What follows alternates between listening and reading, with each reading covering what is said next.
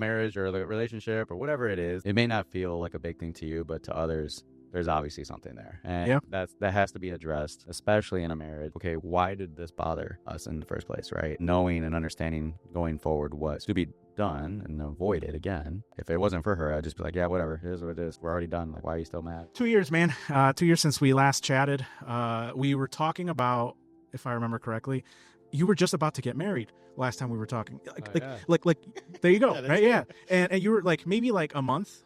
It was like a month or two away, I want to say, because it was sometime in September of 23 or something like that. That sounds accurate, because we got married January of 23, but yeah, we didn't have the wedding until it was October 5th. Like, we didn't have like the official or like a party to celebrate with everyone until like October. So yeah, that sounds right. So anyway, I didn't even introduce, of course, anybody who's watched this before. Arthur Cano, my cousin, as we talked about last time. So yeah, discovered. Yes, newly discovered. This is like 3 years after we started. We were enlisted already. But anyway, if you want to see that one, go look at the past episode. We talked all about it. But anyway, yeah, 2 years since you've now gotten married, and so 1 year married, right? 2023. So January 2023, we're going on 3 years at this point. Wow. January will be 3 years. 3 years since you got married? Yeah, in January coming up. Yeah. Oh, okay. In January coming up. So so actually of course. Yeah. Yeah. Okay. Never mind. I'm bad at math. Yeah. That makes sense. So wow, coming up on 3 years. What has that been like? It's been a ride, but all good things. I could definitely say, like, there's a lot of learning that goes into it, right? Even though, like, I've been with my wife a total of 8 years. So we were living together since 2020. We were actually going to get married in 2020, but then COVID happened, right. So everything had to shift, right? Yeah. We put it all on pause, and we had different focuses at that time. Yeah.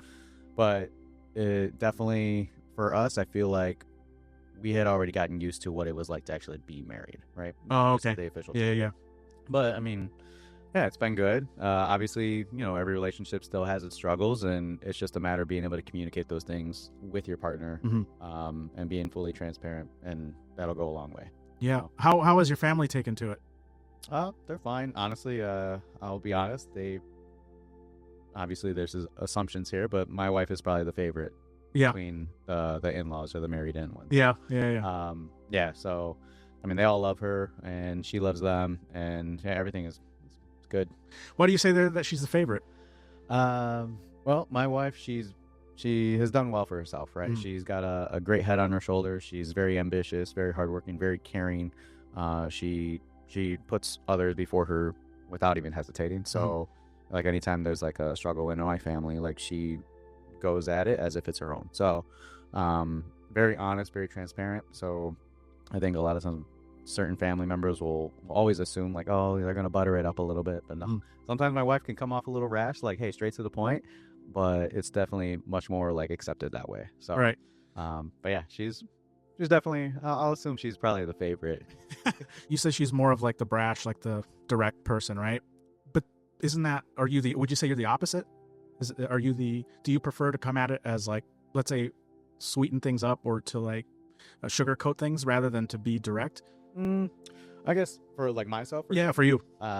I don't believe I'm really that passive or anything. So like, I'll be straightforward to the point too. And actually, which is funny, because my mom, we went out to eat breakfast one day, and she was like, I think I raised you boys to be a little too like straightforward, too cold, because you guys don't show emotions. Like, you guys come at it a very logical approach, and then that's it. And then if you don't like it, like, you guys don't do it. Yeah. Like, yeah, I mean, obviously that was part of the upbringing, but obviously both my brother and I, we joined the Marines, so there's that aspect that plays into it too. Yeah. But that's an important point, and I think that's something to do with, like, our side, that same side of the family we share. That's exactly what we're like. We're oftentimes seen as cold, too logical, and that's all of my siblings too. Like, we're just it's just that the logic side of it.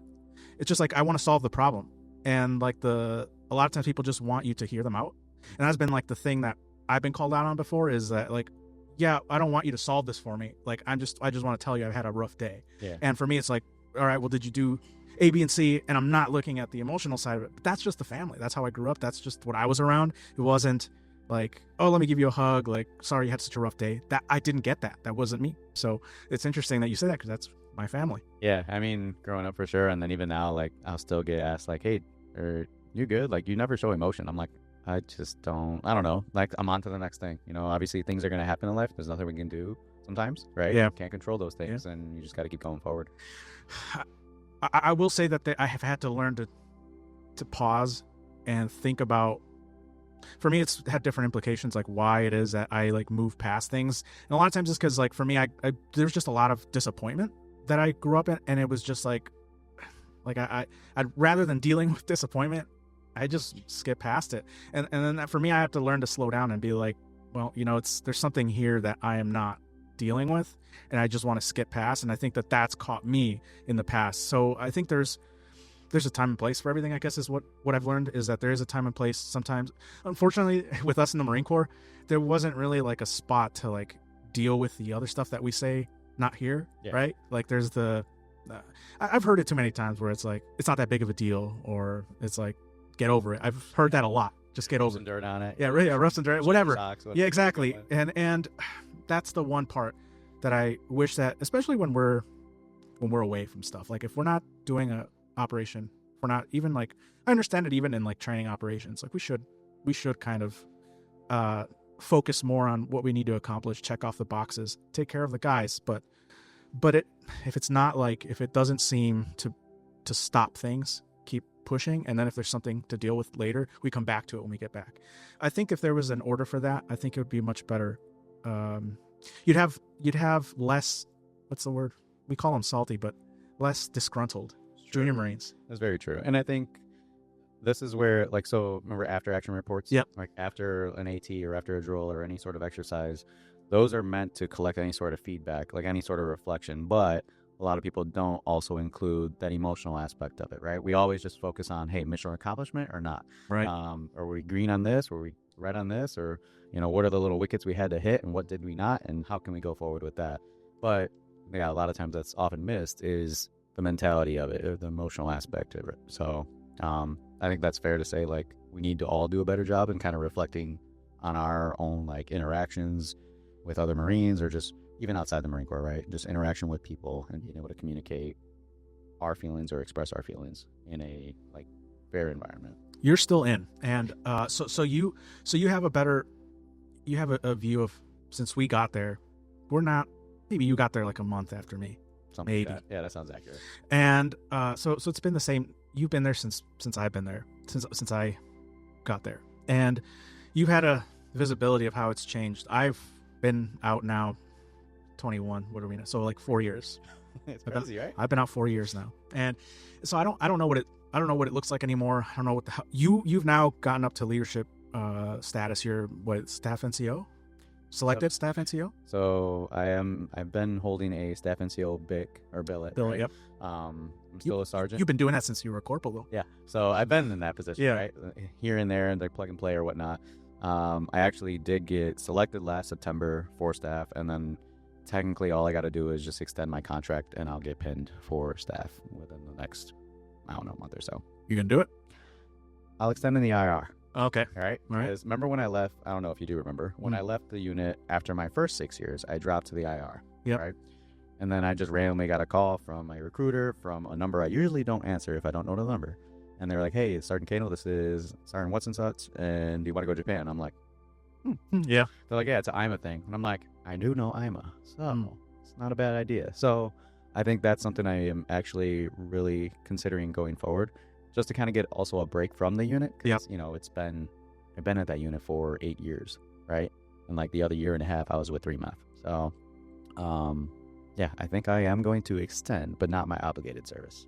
So okay, then you're going to extend the IR, and then you get to choose, like, Basically, I'm a free agent. Yeah. It that way, right? I dropped from my current unit, right, which is my obligated time. So I did my time, and then I still have 1 year on contract, but that's, IR time. So I'll extend that, which then allows me to have different opportunities within the Marine Corps. Okay. And once you become an NCO, whether it's corporal or sergeant, I think a lot of people forget this because maybe they don't get to that point as well, or they're just completely burnt out of the Marine Corps, because it can happen, right? Yeah.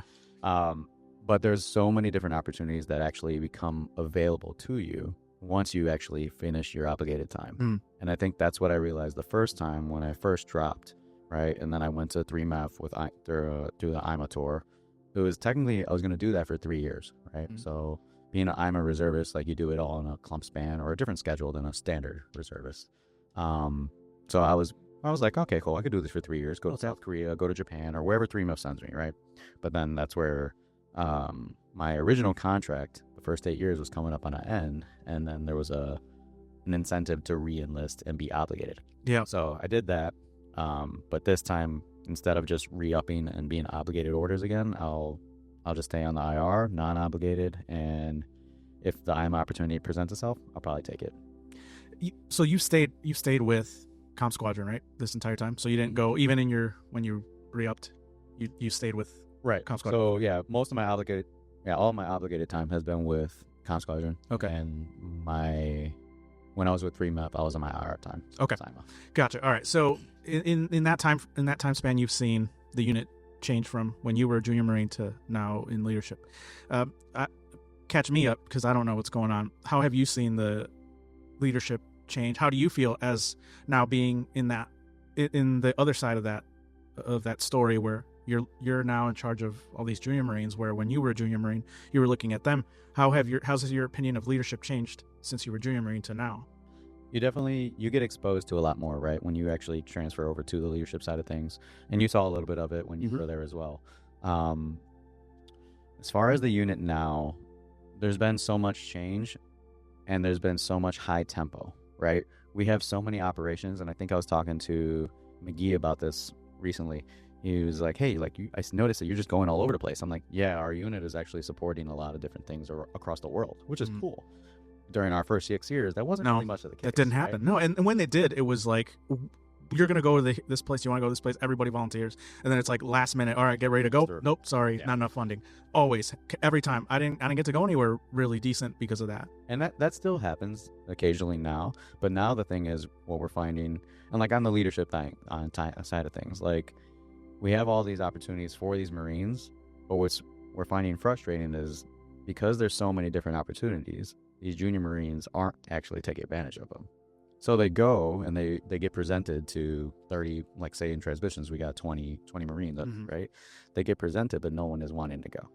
So then it's just like, dang, like we have these cool opportunities. Like we have something that's winter warfare training, right? Yeah. In multiple different places. You obviously have Bridgeport in California. Now we got Norway. Now we got a potential another spot. So like certain things like that, it's like, all right, cool, let's send these Marines, and like crickets. Like no one has really wanted to do it. Do you think that it has something to do, because I'm thinking about it from the junior perspective, is like how many of their friends are signing up? Yeah, that could be an aspect where there's not that many of them signing up. Another thing I will say that usually hinders us during drills, and did while we were there too, the admin stuff pops up last minute, right? Or we got medical dental hit list. Yeah. We got any sort of PME, or we got additional training that it will be in support of an exercise to make you eligible to go to these different things.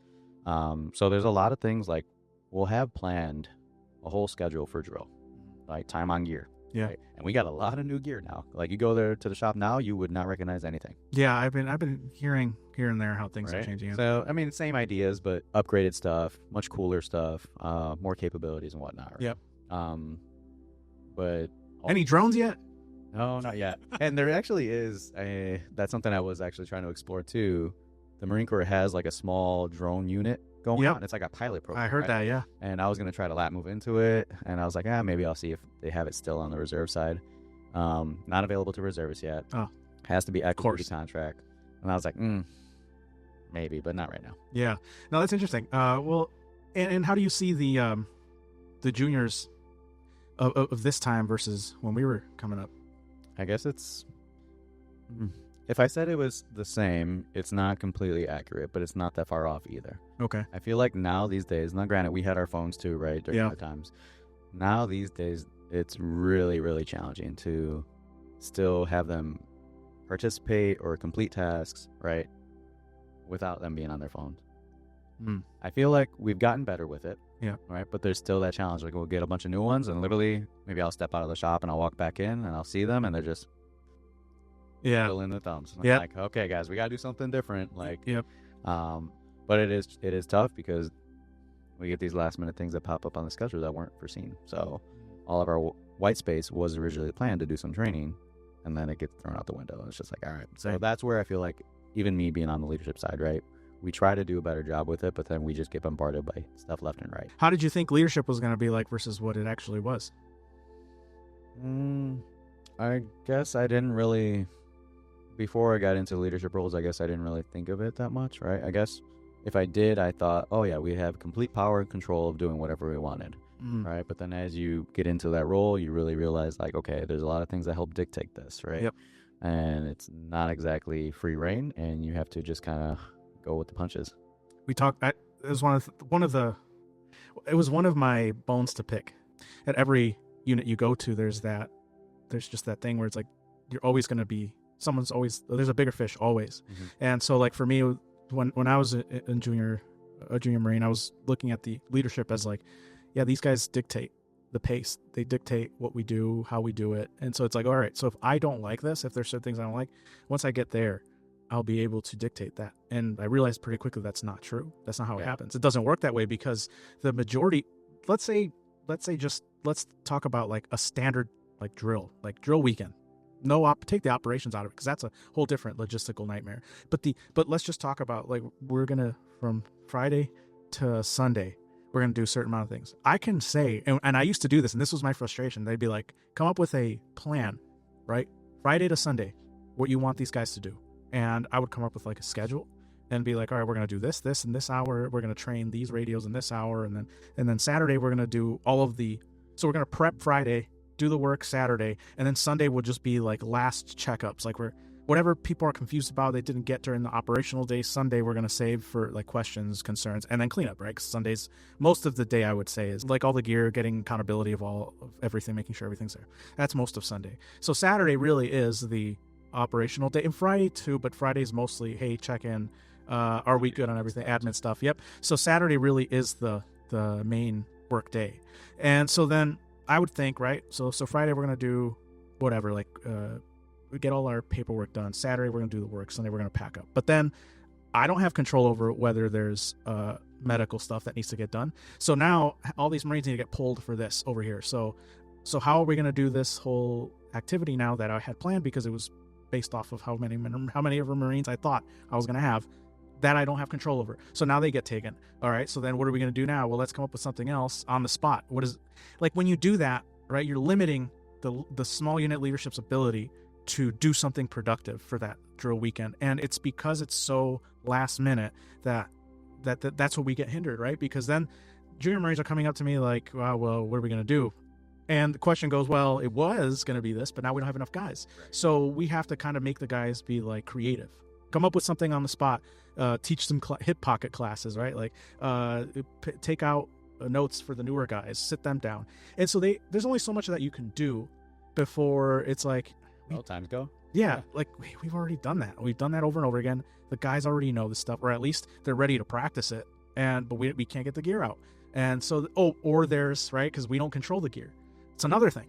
I thought that once we get to leadership roles, we get to like go into the vault, take the radios out, get the guys on the radios, but that's not us either. So I will say that has changed. It has? Actually is. So all the gear is fully accessible and available to us to use.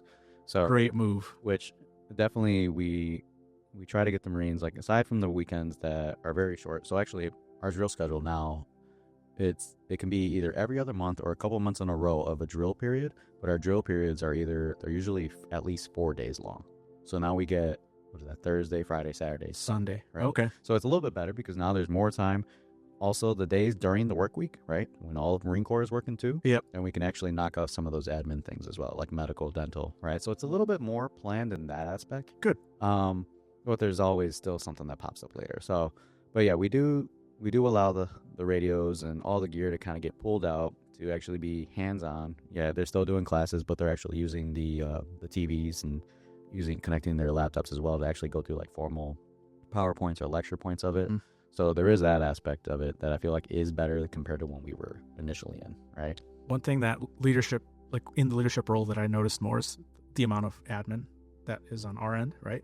Like I think there were some things that, and I think we talked about this last time, so I don't want to beat a dead horse with it, but one of the things that I had mentioned that we tried to do, and I applaud for the Marine Corps for trying this, but I don't think it went as well as it hadn't been intended, which was do you remember the FPC reports. Do you remember those? I still have them. I still have like They're still done.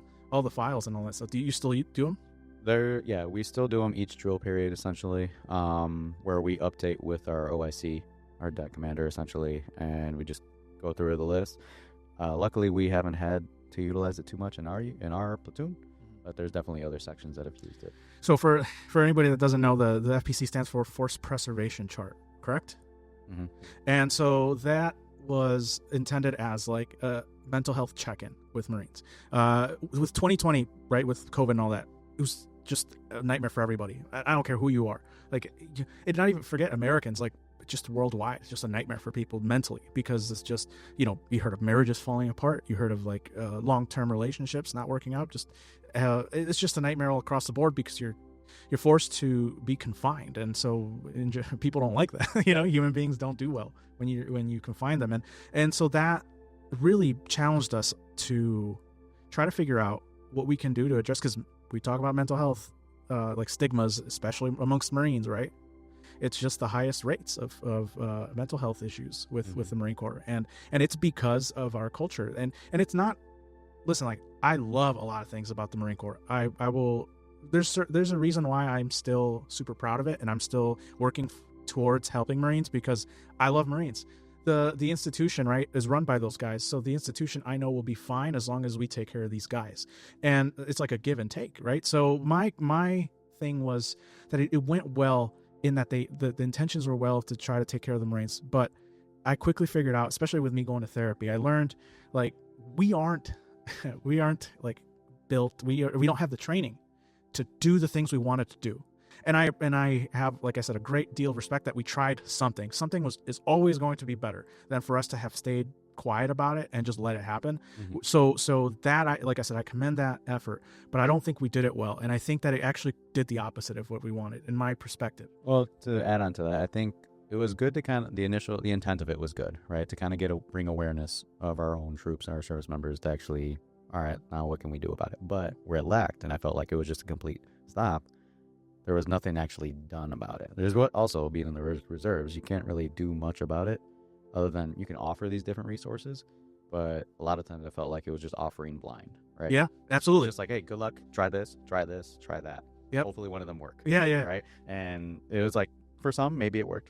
I feel like for most it didn't. And it just kind of left them in a spot where it's like, okay. So why am I telling you this? That was always the thing of like, right. That was the thing I heard in feedback a lot, was like, why would I tell you anything? At this point, it just feels as though it's like a gossip fest. Like we bring, and that's another thing too. We used to bring the guys in, and we used to ask them in front of everybody, like, hey, like, what's going on? Like, that stuff is like private. And so like in the practice, like from a therapy standpoint, right? Like that would be something, it's a one-on-one, even when we offer the resources, with those resources, that stuff is just between you and that counselor. Mm-hmm. Like, it's not supposed to be this like chain of leadership that's all listening to stuff that you're struggling with. And granted, like with personal stuff, you haven't fully processed that. Like, Marines aren't good at this, right? Like, we haven't processed it. We're probably trying to think about it for the first time ever, and so a lot of them are trying to put up a front too. Exactly, tough, right? That they're fine and that's not an issue. And then the leadership just like reads it. Like, if you were to read it like a story, which we did, and we were like, all right, so he's having this and this problem, right? This is something that is going to create an issue for him, right? So then we bring him in and we go, hey, this is a problem. He goes, no, it's not. That was a thing, right? That was a thing we had to deal with too from the leadership side. Okay, what do we do? Because we have to present this up to our leaders and go, hey, this is what's happening. It's like, what are we doing? Can't do anything else. He's saying it's not a problem. Yeah. So that's where it became kind of like what's the purpose? Point. Yeah, what's the point for doing that? But again, lessons learned, because we wouldn't have known how to, if we wouldn't have stumbled through it, we wouldn't have figured out that approach wasn't going to work. So then you say you guys still do it. It's still done per drill, but then there's also, just recently there was a new thing rolled out. It's called CRAS, like CRRAS. I have to really look into what it stands for again, but that is more one-on-one and just, all right, hey, tell me some good things that are going on and tell me some bad things. Like, it could be anything they want to tell us, which kind of leaves it open for anything, right? Mm-hmm. So to be in the position of you're receiving this information, it's like, all right, now you really have to be on your P's and Q's on like how to actually help them. Right. And I feel like for most, that is going to be a struggle as this program continues to develop and gain, further exposure and whatnot. Right. But yeah, I mean, it's an additional thing that it is being implemented going forward as well, on top of the FBC. But the FBC, I feel like, is kind of on the back burner.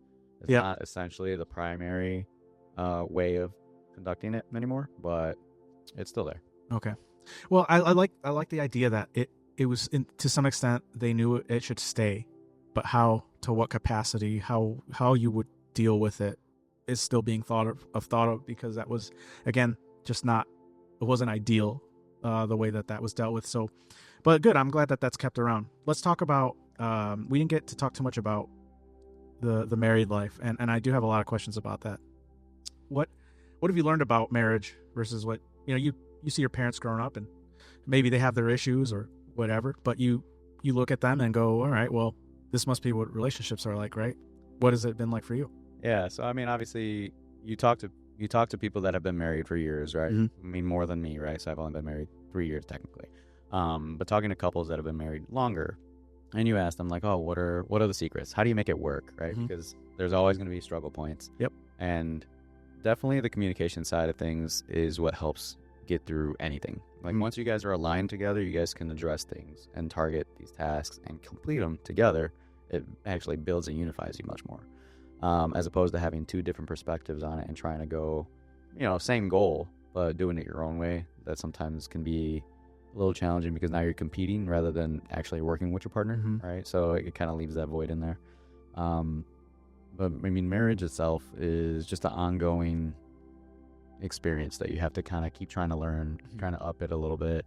You can't get complacent, because once you start doing that, then you lose track of like small things, right? That used to be the big things back in the day, but now you never do these things again. So it's just like you're trying to focus on all these future aspects, but it's easy to forget that, hey, the present is just as important, right? So focus on the time and now, so that way, you don't miss your partners. Maybe they're having a tough week, right? They're stressing out more than other weeks, and maybe early on they were fine and they could handle it, but now it's getting to a daunting point where they need additional like communication as far as like addressing what's going on. So it's just always like a constant evolving experience, I feel like, what marriage is. How do you deal with conflict? Gotta go straight for it. Like, obviously, the way you say it or the way you approach it matters, right? So don't just completely, like, for me, not having emotion, right? Sometimes early on it was just like, hey, just straightforward say it, and it doesn't end up going the way I thought it would, or I hoped it would, right? What reactions were you getting?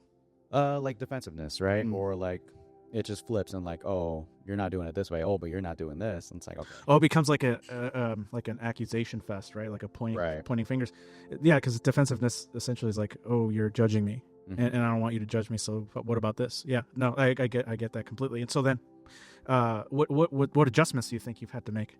Definitely just being mindful of how I approach it. So like the use of words, right? Certain words can trigger certain things, right? Or obviously after a conflict, right? Kind of talking with your partner, okay, what did you think about this? Or how would you have liked this to be approached? Being thoughtful for the next time something else comes up, right? Because it's essentially just bringing the problem to the table. How you do that is going to really determine how well you guys can get through this problem. If you avoid it, obviously it's never going to get addressed. You do it too harshly or too rashly, right? It's going to be received not the way you wanted. So definitely just being mindful of the choice of words we use can definitely produce like better outcomes. Have you guys had conversations about like what words feel like judgment versus better words to use? Yeah. I mean, we've had conversations of like, just, okay, maybe don't see it this way, or maybe elaborate a little bit more, right? Rather than just saying it something short and sweet. It's not really the case, because that can be interpreted so many different ways. So would you say that like one of the like conflict points, at least from your end, was that perhaps you were saying things as if they weren't a big deal to her, but not considering maybe how she would deal with it or how she would do it? Yeah, so like insensitive in some way? Yeah, so I would say something, right, that would be, for me, it would be not that big of a deal, right? But I would definitely misinterpret or just not be aware of like, okay, for her, completely different approach or meaning, right? Right. So that was definitely a conversation we've definitely had to have where, all right, just to kind of clear the air so we're on the same page, not trying to make tempers flare even more, right? So, that's something I've had to learn, and it didn't come right away. I had to keep practicing it or keep trying to, like, I guess mentally just like, how do I approach it this way so it doesn't get taken or interpreted this way and whatnot. A criticism that I've received, that I had received in a previous relationship, let's say, was that I said things in an accusatory manner. Mm-hmm. When something bothers me, I would say, "You're doing this, and I don't like it," right? And they're to the point. Straight, right? Because that's exactly how, in my mind, this is what I'm upset about, and this is what I think you're doing, but I would say it as a statement rather than a question, and that's where I'd be in the wrong, because I don't know that that's why it's happening. I'm assuming that because I'm upset, that it upsets me, and so you're doing this with intention, and that's what I'm saying when I say, this is what you're doing and I don't like it, right? And so for me, the criticism was it's like, you're not asking questions, you're telling me what I'm doing, and you're not even giving me the chance to tell you what I meant or what I actually did instead of that. And so then there's that defensiveness that comes up. And so for me, what I've had to address in the way that I talk to people, not just relationships, because this works with anybody. If with friendships, if you say things, your friends are going to upset you from time to time, especially with Marines, right? Like, we range from all walks of life, all forms of talking, and so some people are going to say some things that are going to upset us, and I think a lot of it is just that you assume. There's a lot of assumptions going on, and then you say, this is what I think you're doing, or this is what is happening, without giving you the benefit of the doubt that you meant to do something else. And that's where I've come into conflict with just about anybody, is where I've assumed things and said, this is what you're doing. So my criticism is that I need to ask before I make statements. Yeah, I mean, I've definitely been told, like, I just need to elaborate more on something or explain my side or why I may perceive something that way, right? And then allow the other person to actually explain their side and try to see how different these perspectives are, because they're going to be, right? But maybe even after that, you see how it aligns or how there can be a solution coming out of it. Now, I don't know if I don't remember. I think we actually did mention if you guys had like kids in mind, and I don't remember if it was. I think you said not in the near future was the response. How have you, if almost a few years on, how has your view changed or stayed the same for that? I mean, we're more open for it, that's for sure. We still have goals that we want to target, right? And we have been knocking out certain things, so we're getting closer to it. It's just like, hey, full on go. So I mean, it's not like something we're putting off anymore, right? If it happens, it happens. And not to say, by the way, and I think I should clarify that, not to say that that's what every couple should do. It was just one of those questions that we had talked about, and that was something that was like, I guess I didn't really know how you guys saw having kids. Is it a goal that you guys have, or is it just something like you just mentioned, like you're both just whenever it's a good time? I think ultimately, yes, we want kids, right? But we also want to be like more financially responsible and more just mentally responsible and ready, right?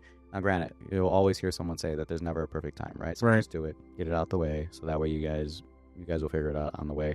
That can be done, and then couples do it that way, so there's no problem with it being done that way. But for us, we wanted to make sure we hit these certain things first. So, and like I said, we're progressing on all of that, and yeah, at this point, I mean, we're more open to it, right? We're not exactly saying no, not yet. So. Yeah, and for goals, like I think do you guys have like a bucket list as a couple, things you want to get done? Like, is there like a list you'd want to do before you have kids, or is there something that, or are you just planning to go and whenever it feels right, just go for it? How does that look for you? What's your roadmap as a couple? I think ours is a little bit more mixed. It's not necessarily like, okay, these things we have to get done before a kid, and then, go from there.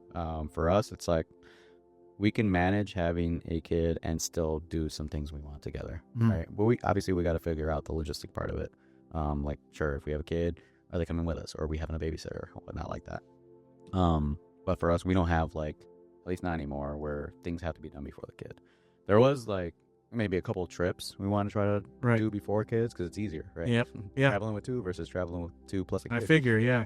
But I feel like even with, a kid around, that won't necessarily stop us from doing things or planning things. Because it can be done, and we see people do it all the time. It's just how much can you handle, right? Sure. Like with all that going on. Yeah, that's fair. But and a lot of things are going to be kind of as you go, as people say. Like you can plan things out, and then it doesn't go that way at all, and just that's just life, But you have to roll with whatever presents itself, and then take the opportunities as they come. Because a lot of them, you can plan stuff out and go, I would love to do this and this year and this and that year, but nobody expected COVID, right? Stuff like that happens, not all the time, but there's wrenches, hiccups, wrenches in plans happen, and so yeah, you kind of just take that as you go, but it sounds like you guys have a good idea of at least like time frame. Yeah, we're definitely more aligned with like how we want things to go and like allowing the different time frames to happen, right? But I feel like if you do plan set stone dates of certain things and you don't reach those, then I feel like that's where people can get a little bit discouraged, and it just gets frustrating, right? So that's why I feel like having it a little bit more open or a little bit more flexible. Yeah. Sure, it's great to hit some things before a certain deadline, but if you don't, it's not the end of your world. We talked about the challenges, the difficulties, and what you guys roadmaps, what you want to do. Let's talk about the good things that marriage has brought you. What are some things that you didn't maybe, well, let's say expected and not expected that you got from marriage? Yeah, definitely an understanding of different cultures, right? Although my wife is Mexican and from Mexico, like I'm Mexican, but I'm not from there. I'm from here. So our cultures are completely different. Of course. So getting an understanding and appreciation for that has definitely been a benefit of, our relationship, our marriage. Obviously doing things together and actually being able to enjoy time together and share these different experiences, like going to Europe for the first time was done together, going to Italy and going to Portugal, all these different spots, like just being on vacation really does with your partner, wherever that may be, it really does like just allow you to appreciate and relax a little bit more, be more grateful, right? And that's another thing kind of leading into the next thing, I think, is just being able to really just relax a little bit, know that you got a lot to achieve in life, but with your partner, you can do a lot, right? You guys can rely on each other to actually set yourself up for the future and have a good life, whatever it may be. It doesn't have to be, oh yeah, I want to make $1 million. It can be just want to get by with all my bills and not have to worry, right? Being able to just be a little bit more grounded, I feel like, has been a benefit of marriage as well, because like we kind of mentioned earlier, like I'm straight to the point. If it doesn't go that way, whatever, move on, right? Keep going. And that's just been the struggle that I've had to deal with. Yeah. I don't really show it. It's fine. Like I can keep going. But yeah, having my wife definitely is making life easier. Do you think she reminds you of some of the things that you want to move past? Like when something bugs you, you said that you move on. Do you think that does your wife focus on that stuff? Does she ask you more about it? I mean, for things to move on from. Yeah, like let's say struggle. Yeah, like let's say when something bothers you, you say that your instinct is just keep going, move on, right? Yeah. How does she respond to that? It could be the same mindset, or it could be, obviously a little elaboration on it more. So, I think early on I didn't ever really want to talk about things, right? Yeah. I would just don't need to bring it up. It is what it is. Like, why are we focusing on that? But definitely I've gotten more willing to actually discuss things in a little bit more detail. So, but even that, like, I'm not perfect, so continuing to get better is for sure. It's so funny. You realize, like, for me, just hearing what you're saying is like, that's like very Lopez for our side of the family to do that. And it's one thing again that I had to work on as well, is that I used to think, I thought anyway, that it was like this, where it's like, well, I'm already over it, so I already forgot what you were even talking about. That's what I used to say, is like when something would upset me, I'd be mad about it, I'd say whatever I had to say, and then for me, I feel like I'm over it. I feel like I'm fine. But then the subject will get brought up again, or something like that will happen again, and it's like I'll be just as upset as I was the first time. And then that was like my cue of like, yeah, there's something there that I felt like wasn't there, but I had to sit and just a pause, because the Marine Corps like made this 10 times worse, was where it just made me like, once I'm upset about something, like, whatever. And then I just go past it, or at least I think I've gone past it. For me, I'm like a million miles somewhere else. Like I'm already like, I need to get this thing done. I need to get this thing done. Like, this is already left, like completely in a different conversation. Like, it's just over for me. But at least in the moment, but I just got really good at pushing it aside. And that's what the Marine Corps makes you super good at, is like that can go away, and then keep doing this. Yeah. And I feel like, with marriage, that, I mean, you can do that for sure, but then you're gonna isolate yourself essentially, right? Exactly. And the marriage or the relationship or whatever it is, it's not gonna last much longer, because obviously, it may not feel like a big thing to you, but to others, there's obviously something there, and that has to be addressed, especially in a marriage, like, because my wife, she can easily move past things, just like I can, but she would just like to get a little bit more clarification on, like, okay, why did this bother us in the first place, right? So, and then knowing and understanding going forward what to be done and avoid it again. Whereas me, if it wasn't for her, I'd just be like, whatever, here's what it is. Like, right. We're already done. Like, why are you still mad, or whatever it is? Right. So and we could do the whole conversation on just marriage alone, but given the time that we have, I do want to ask you about what work looks like for you. I know we had talked about last time you working in physical therapy, and then we chatted about, I'm still doing that field of physical therapy and clinic inspections, but like I said, we moved on to other projects as well, and in-home exercise equipment, recently hospital, getting into hospitals. So now I do repairs for like the sinks, like the medical sinks, where they have different chemicals and they have different tubes that flow in and for sanitation purposes, right?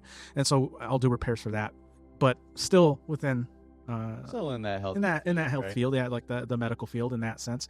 What has work like been for you? Because I know you had left since we last chatted here. You left Athletico and went more into like I don't think independent contractor is the right word, but like you go and to home care, at home care, right? Okay. Yeah. So I don't know if I was probably looking to do that at the time we last got together. Because I think I definitely have left Athletico at that time. And then I believe I was starting with another PT company, same idea, right? Just not Athletico, smaller based company out of Michigan, Team Rehab, because it was a new clinic and it was just going to be me and that manager.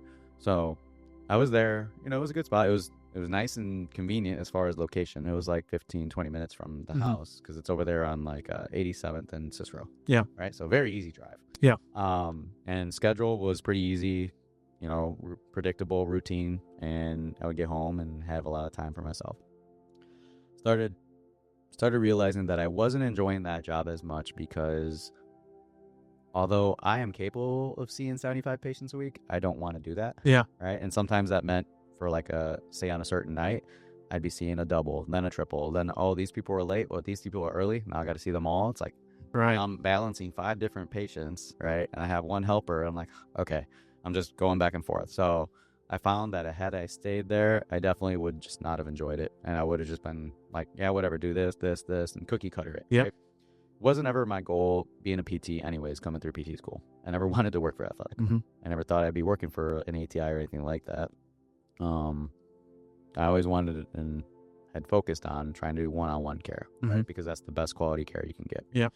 So fast forward, after a year with Team Rehab, I just randomly started searching how to do in-home physical therapy cash-based on my own, right? And, obviously I saw the ideas and tried it out. Just figured, okay, I have actually had a couple of patients that would have enjoyed to keep working with me after the fact, right? Because insurance companies can limit your care. Yeah. So there was that possibility to reach out, but it was very slow moving, right? And then I randomly found the company I work for now, Custom Fit Concierge, where it's a small private PT company run by PTs. There's 8 of us total, and we just go to people's homes, Mm-hmm. right? And we perform the same thing we would perform at an Athletico or a team rehab. It's Yep. not just home health where it's the very bare minimum exercise or movement. We actually do, like, I treat ACL athletes, I treat tactical, I treat elderly as well, kids. It varies, right? Yep. Anything that people are looking for, the additional or like the top quality of care, we treat it. So yeah, I've been doing this for the past year. Cash based, in home or in office or in gym, right? Wherever patients want to meet, we can meet. And if it's at a park, if they want to meet at a park, okay. I got my whole clinic in my car. I have a treatment table. I do dry needling, so I have my needles with me at all times. I do blood flow restriction. Have a couple little Eric's pads, right, for balance and neuro stuff. Some Bosu, I have a Bosu thing, and I have a balance board. And I got my TheraBands and my TheraTubes. Yeah. So, and I have a couple sandbags. How do people qualify for that, for in-home versus like, because if you go, at least as I understand it, if you get injured, you go to the doctor then says you need however much of physical therapy. Do you have the option to then say, I want at-home care? And if that, does that change like insurance? How does that work? So we're cash based. So we don't deal with any, I got you. restrictions that insurance companies may imply. Interesting. So I mean, we get our referrals from either doctors or from word of mouth, friends, family, whatever, right? Or Google searches. We've gotten a couple patients that way where, yeah, patients are just looking for something to be done at home, right? And they just can't seem to find the right facility or location to do it or go to. So they reach out to us, and yeah, we could literally treat every single thing. Just there's no, like, we still do a formal evaluation, right? Because we want to understand, okay, what's your body doing? What are some potential problems? Mm-hmm. How can we possibly address it? And then, how do we just make sure you're set up for success? What's the craziest or most difficult case you've had to deal with? I'd say the most difficult cases have been where, and this is crazy because patients are young, right? Some are in their 50s or 40s, and they will have a severe onset of dementia or aphasia or some sort of Alzheimer's already. Right. Or some sort of like neurological deficits, right? I would say you combine like 2 or 3 of those, now you have a patient that is very, very challenging. Like young, strong enough to do a lot of these things, but trying to get something in their mind to click to actually want to participate and do these things, that's a whole different ballgame. Like keeping their attention is difficult? Keeping their attention, keeping their engagement, making sure like mood swings don't happen as well. Oh yeah, right. With dementia, that's So it's like one day it could be a great day. We did a lot of different activities. The next day, barely anything, right? And that's something that you probably wouldn't hear too much about coming up on learning like the basics of how physical therapy works, right? Like when you're learning how to care for the patient, you don't necessarily go through that experience, right? Of like, hey, you're going to deal with. Yeah, I mean, going through PT school, like they do kind of give you like a wave top introduction to things, right? And unless you are planning on specializing after you get your degree, like specializing in vestibular, specializing in chronic disorders, right? Whether it be dementia or post-strokes, those kind of things. Oh, right. Yeah, you're at a spot where you just don't know enough. But unless you do those little specialty programs, like you can actually learn quite a bit and actually be effective in treating it.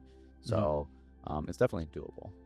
Now, we talked about the challenges that you had, or the most difficult cases in the dementia. I never would have guessed that, by the way. The dementia, of course, it makes sense now that you say it, just the engagement. And I've witnessed a little bit of challenging patients just from me kind of walking around the clinics and inspecting everything. Just I hang out for like, depending on the size of the clinics, I'll hang out for like anywhere between 1.5 to 3 hours on average in a clinic. So I'll get to see them treating patients and a bunch of different patients. As like you mentioned, I've seen them do the thing you're saying where they jump from person to person. And it seems to be the common complaint in the medical field in general, right? That the doctor's going to just see you for like in 15 minutes. They need to like get you in and out, gone, because it's too many people coming through. That is very true. And that's where like there's this book called Outlive by Dr. Peter Attia. And he basically outlines or pretty much gives insight to practitioners actually moving on to this new healthcare system, healthcare 3.0. Right now we're in healthcare 2.0, standard setting, right? Clinical, go to the doctor, they give you a script or they give you a diagnosis. They tell you go either PT or try these pain specialists or whatever. But everything is all reactive in healthcare 2.0. In healthcare 3.0, this is where you start seeing the birth of a lot of concierge practices. So the cash-based side of things, right? Cash-based PT, cash-based family medicine doctors, which we're starting to see more doctors leaving these big hospital systems and starting their own private practice and doing cash-based, like a subscription, because that allows them to actually see and treat the patients in a predictive manner, right? Instead of being reactive to like, oh, you're sick, all right, now let's do this. No, we're going to look at all these different screening tools that we have, use them to actually detect what may come in the future, and then be ahead of it. And that's, I mean, you talk about cancer, right? A lot of times cancer is already diagnosed too late. Even if you just got diagnosed it, you're already probably 10 years behind. Right. So new healthcare, where it's concierge and cash-based systems, allows these physicians and clinicians to step ahead of the whole thing and actually detect things earlier and actually allow for a better quality of life. Yeah. But it comes at a cost. It comes at a cost. Yeah. The whole idea of using insurance is it makes healthcare affordable. The only unfortunate thing now is a lot of these healthcare companies or the insurance-based companies, they're not reimbursing a lot of the physicians or clinicians what they should be reimbursing. Of course. So to adapt to that and still be a profitable business, the physicians and clinicians are going to do the things that get them the highest reimbursement. Yeah. Right. So you go to Athletico, you see a PT or whoever seeing 3 patients at a time. Why don't they just see 1? Right. Right. It's because that reimbursement is not fully there and it's not the most profitable business plan. Of course. And that's always been the challenge, is that it's really it's a business really at the end of the day, and we'd like for it to be people-based, but it's money-based. That's just the system we're in, and we're in now. And I think that's the most common complaint you'll hear from people, whether it's in physical therapy or just a general practitioner, right? Like a medical a doctor of any kind. The biggest challenge is that it's always difficult to get insurance to cover it first. And when they do cover it, a lot of times treatments they want to cover are going to be like the cheapest ones first, and not the ones that you should get. Yeah, not the ones that will actually have the biggest impact or the biggest screening tools that could detect something early on. Yep. Right? Because they're trying to save money, but obviously there's been a lot of studies showing, like, if you guys detect things early and you guys catch it and treat it early, it's not going to lead to that big surgery or that big treatment later on. Yeah, and that's where you get the we don't have a healthcare, we have sick care. And that's really what's the most profitable for insurance or for these companies that get payouts, is like, well, this is what drives up, business, unfortunately. And so that's, I hope that changes. And it seems like many people, like, for example, in your case, trying for those medical workers to try different routes other than like the system, right? Yeah. I think is a good start, and hopefully there's a solution there. But I do want to ask you, as a person, what do you think physical therapy has done for you? How have you grown from being a physical therapist? Yeah. I mean, it's definitely, to focus on my own self too, right? It's definitely exposed me to understanding my own injuries, right? Because they happen. I'm not immune to them.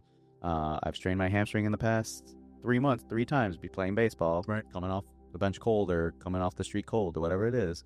But it really does help you understand, like, there's reason things happen to our body. Sometimes you can't predict it and you can't really do much about it. But a lot of our own health is truly like modifiable early on, right? And being able to communicate that for people that don't understand it, I think that's been one of my like favorite topics to share, is just like, yeah, this is your body. This is what it's doing. This is what it's telling you. Unfortunately, you didn't really know, so you didn't understand how to address it then. But now that you're here, being able to address it going forward and be able to take care of your own body, that's the biggest thing. But yeah, I love PT. I love being a PT. I love helping people out. I love meeting new people from different backgrounds, right? Because I still get that aspect out of it. Sharing knowledge, understanding what people do in their lives, right? So obviously, although I can kind of guess what you do, I don't know what you do. Yeah. Right? You fix things. Sure, that's the easiest way to say it. Yeah. But you're probably lugging around heavy gear all the time. You're lifting in awkward positions. You're doing these different things, right? And that really, being a PT really allows me to like analyze these different movements and understand like, oh yeah, probably this is going to happen. It's probably going to get hurt this way. Or how do we address that? Or how do we modify that to make it more comfortable? So, I mean, being a PT is cool in an aspect, like you just get to analyze different movements. Right. And really understand like, okay, things are going to happen. And, but I can share the knowledge, right? I don't care to have all the knowledge to myself. It doesn't do anything. Yeah. Being able to just, get in front of people and share like, okay, this is what we do and this is how we can help you. That has been a big thing. Last question for you. Let's talk about like roadmap for you. What are the next, I don't know, what does the next year look like for you? What do you want to get done? Yeah. So I think, had you asked me that, I think you did ask me that last time, right? Mm-hmm. And I probably said I wanted to make my own company. Mm-hmm. I don't remember at this point now. That's still kind of a goal, but I wouldn't say it's a priority. I think I found a good spot with the company I'm with. There's a lot of opportunity for growth, and whatever I do with this company truly can be mine, right? There's not limitations with it. So yeah, I mean, a year ago when I just got with this company, I was probably saying like, oh yeah, I'm only going to be with them for like 2 years, get the exposure, get the knowledge and whatever I need to learn on this side of healthcare, right, and go on my own completely. But I think going forward, I just really want to continue to build up like the south suburb region of Chicago, run that region, and, still mentor different PTs and whatnot, have a couple of PTs under me, and then be able to help them treat for their patients. That's going to take time. It's not a 1 to 2 year thing. If you want to do your business, I mean, I'm not an expert in it, but I would imagine that you would need to first gain the experience of being like the lone worker, and then being in charge of people and seeing how you can manage a territory, and then understanding that the business side of it. Because like, let's say it like, for example, just use the military for example. You start out as like the workhorse, and then you go to leadership, and now you're leading the workhorses, but you're still doing some work, and then you go and you create the plans, and then watch them execute and make sure they're doing their whatever they're supposed to do, and then just do the supervise, I guess, right? Yeah. And so then once you get up there, then there's still that next level where I would imagine is kind of like comparative to being a business owner, where the staff NCOs, those are the general managers, and then above that is like the company, like company guns, right? That to me is like business. Yeah. Like that's more like business running. Like you're running entire like territories, like sections of the unit, right. And that to me feels more like closer to business running, right? And so that I would imagine you would have to do that for a while before you. So it's years. Well, the thing is, like with the company I'm with, like it doesn't have to take a lot of years, right? It's just a matter of like, obviously I have to continue to get myself out there and expose myself and show people my services, right? And continue to build up this different rapport or referral sources. Once I start doing that, it's just a matter of like, all right, I need help. All right, cool. Let me go find the help, right? Let me hire another PT or what. Yeah. And then make sure they're all good with whatever they need, right? Skill set and how to approach different cases. It'll come, but it's just, you just got to be continuing to put in the work, right? Right. Stay consistent with whatever it is to foster that, and just be patient, trust the process. Trust the process, I think, is what we'll leave it on. I think that is a lot of the times what it comes down to. Is just, it's going to be scary at first. It's going to be intimidating, of course, if you've never done it. But trust the process, because you're going to stumble through it. And I don't think any business has ever not stumbled through learning curves. And that's what we do. So that's what we do to get to that point. And I always say, when you look at the people who've created these giant brands, whether it's Amazon or Facebook, it was some guy, like it's just some guy that like was like, let me see how I can make this work. Yeah, it wasn't what Amazon wasn't out of a garage or a basement, and then the parents of Jeff Bezos helped invest into it, right? So it's not like he did it on his own, completely, right? He had to struggle to get through, and he made it through somehow. Yeah, and you hear of all walks of life, like people who had help with financial, or they had help as in a lot of people that they knew, the communities came together and they supported it, and word of mouth spreads very quickly. So that's another way I've seen people do it. And so again, trusting the process. So I think we'll leave it with that, and we'll check in on you. Hopefully not 2 years go by before we check in. But thanks for making time, man. Yeah, for sure. Appreciate you having me. Appreciate being here. It's always good talking to you, getting connected again. We got to go. Obviously, we got the Marine Corps thing coming up. For Yep, we'll talk about that a little bit offline, unless you have time. I got time. You got time? All right. So a couple things I did want to fill you in on. Are you still going, by the way? Yeah. Okay, perfect. So a couple things are going to happen in this event, and I'm glad you asked me this, actually, because this is a thing that I wanted to do this for a long time, but I don't know if we had enough people that were interested yet. And so last year we did this thing where just the guys, from our shop got together. They're 20-something guys? I'd say, yeah. Something like that, came together, and we just got to see what it would be like if we just gathered some of the guys that I hadn't seen in like 5 years. Some of them, like, it had been a while since literally, as we were checking in, they were checking out, some of the guys that were there. And so we didn't really get a good chance to get to know them as people outside. And same thing with even the other guys. So having had them there, it was really cool to see how they're doing, what life looks like for them. And obviously they've missed it. It was clear as day that they missed it. I mean, I had some guys pull me aside, and they were like, yeah, this was really good that you did this. Yeah. And so I'm like, all right, cool. So then there's interest here. So this year it's going to be a little bit bigger. It's going to be, we want it to be somewhere around between, we're at like nearly 40 right now. But we want it to be around minimum of between 50, 60, ideally 70, 80 would be like best, but like 70 would be ideal. So there are 76 seats in the whole building, but standing, it can fit like over 100. Okay. So that's one of the chats that I had with my buddy Carl, who you met last year.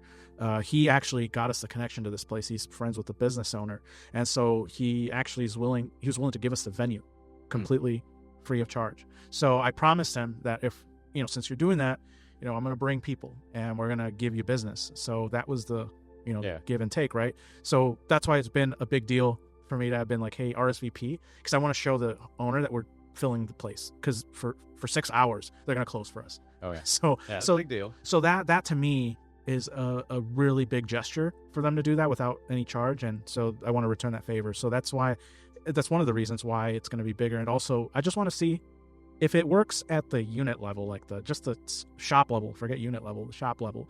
If it created enough excitement, I'm sure that across the Marine Corps there would be interest in something for veterans. Because you talk about one of the biggest issues Marines have, and I was surprised to have when I got out, was why am I having trouble adapting? Yeah, I've been doing this. Half of my life has been civilian side. Yeah, I mean, we would lecture the active duty on this. Yes, and it's like, it's not that hard. Like we if anything, we used to be like, well, it's difficult for us because we got to balance two lives, and that has its challenges too. But when you get out, the thing is, this is my perspective. Maybe you have a different perspective. When I got out, I had a hard time with that. I couldn't expect to go every month to talk to my friends, like in the Marine Corps, like the guys that I understood and understood me.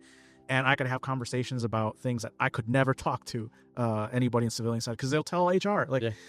We have dark humor, and that's one of the things that I've said many times, is that dark humor is how we deal with. I guess it's like I don't know if it's like a trauma thing, or like a trauma bonding thing. Maybe it is, maybe it isn't. But the way we deal with difficult situations, because the Marine Corps is going to be tougher than an average community of like, I don't know, like on civilian side, because there's just a lot of stress involved. It's just a high stress environment. And if you're going to have a high stress environment, you need to have ways to deal with it. And the way that the Marines deal with it is to laugh about it. Yeah. And so then we have really dark humor that people don't grasp, don't understand it, and they're offended by it. And because it's just not necessary civilian side to do all that. And for us, we bring that and we think like, well, this is really funny to the guys, so I'm going to just tell these people, and then, you get in trouble at work. That's what I think I realized when I got out. Like, I don't have these guys to like relieve some of the humor that every month that I have, that like jokes that we build up, things that we see. Like, it would be hilarious if I told these guys this, and I don't have that anymore. So when I stopped having that, I was really having a hard time with like the deep connections, because there's something about when you can pretty much say whatever to anybody and not worry that they're gonna be like, oh, I'm gonna go tell sensitive. Yeah, there's trust there. There's that trust that I can say whatever, and it's not gonna be taken as like an insult. Like they join in on the joke too. And there's that trust is a different level of trust. Like, yeah, like the environment that breeds it is like you're gonna get sent to combat together, and so you guys need to literally feel like you would die for each other. Yeah. And that's the sense, that's the camaraderie that we talk about in the Marine Corps that doesn't really exist civilian side. So when you leave that, and I don't have every month to check in with these guys, like it just builds up like this, like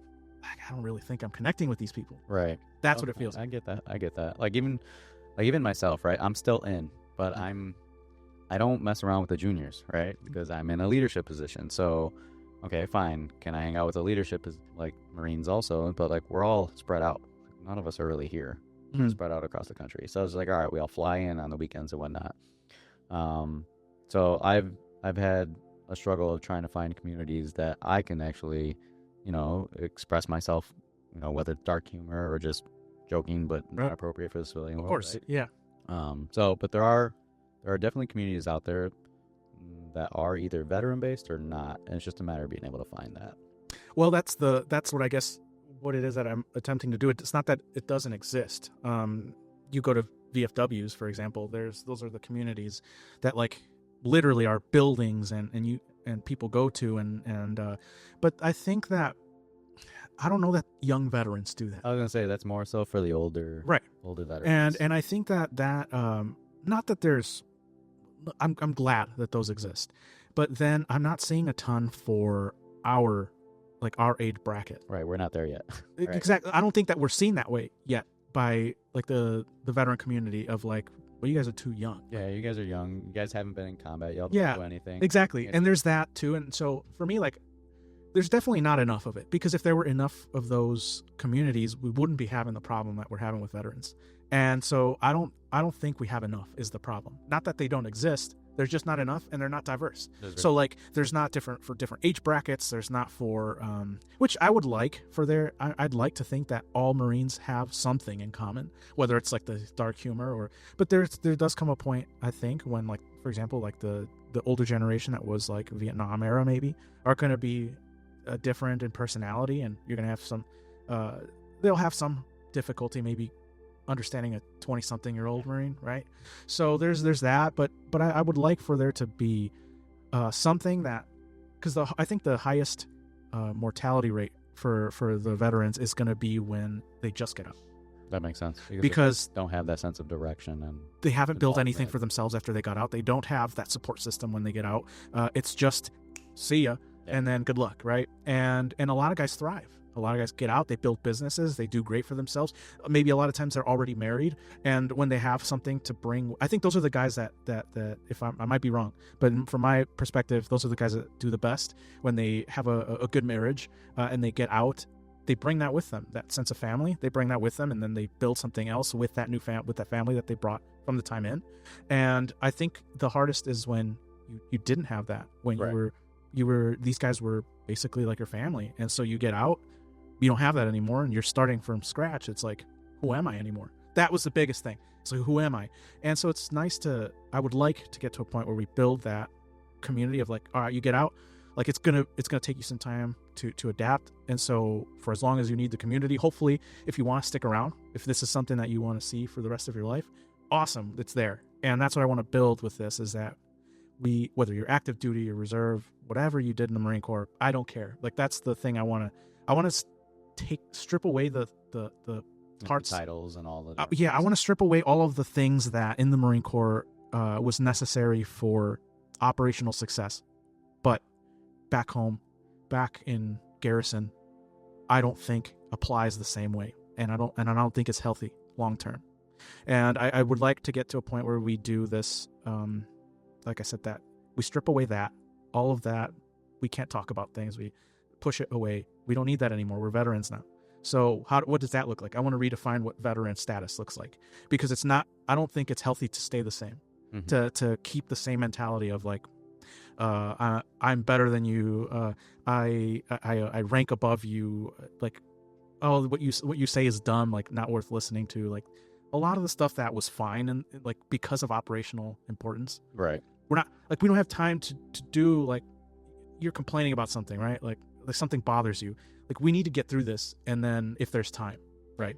If And so now that we're veteran status, we can do those things. And there's no need to do that anymore. There are some things that I love about the Marine Corps, and I still want to keep certain traditions that we loved about the Marine Corps. Like I, for example, loved the ball. The Marine Corps ball was my favorite time because you get to celebrate being Marines. Any other day of the year, nobody cares. Yeah. You could tell anybody, any Marine, like, oh yeah, I did such and such in the Marine Corps, and they'll be like, all right, whatever. Yeah. I did this. Cool. See ya. And there's just that's the one acceptable day where Marines can come out and be like, yeah, we're Marines, dude. Like, fuck yeah, celebrate it. And that is what I want to keep. I want to keep that part because that's the part I think everybody loved, is that you get to celebrate each other, you get to celebrate our community. That's what I want to keep. I want to keep the stuff that we talked about, like the things that I love doing in the Marine Corps, which was looking after those guys, making sure they're good, and then having those check-ins, right? Those are really important. Something to look forward to. Because if you don't have something to look forward to that is with a community that you were used to, I think that's where we start losing guys, is where they feel like they're on their own. Yeah, that's very accurate. On an island. And this is a way of them knowing that there's still that connection to the Marine Corps and to their friends. And so hopefully that brings more people. We can get entire venues. I would love to one day redo the ball. Like, get entire ballrooms. Get, like, if people want to get dressed up, they can get dressed up and replay that, right? Like those good memories in the Marine Corps, I want to replay. So that's my goal with those events. I think it definitely can be done. It's just going to take time. It's going to time to build up, and we got to get, I think the main thing is we got to get more people who have influence. Like, because I would love some sort of funding, like, would be nice. It would be helpful to have some sort of funding for these events so that we can do bigger events with more people and invite more units. And that way it's maybe we build it throughout the country someday where every state has like a post or something, certain representatives that run those things and make sure that there's a veterans, active duty or veteran gathering that celebrate the community. And that way we're just checking veterans, man. I think that's the real deal, is it's just making sure these veterans have a decent transitionary period, because I don't think we do enough for that. No, I think that's a fair argument to make too. So anyway, that's all I had. I don't want to hold you too long, but appreciate you coming out, man. And we have a lot to talk about, obviously, in the future. You mentioned there's a lot of plans for you, and I'm excited to see where you go. Oh yeah, we'll be back in a year. We'll do it again. We'll do it again, man. Thanks. No problem, buddy. And cut.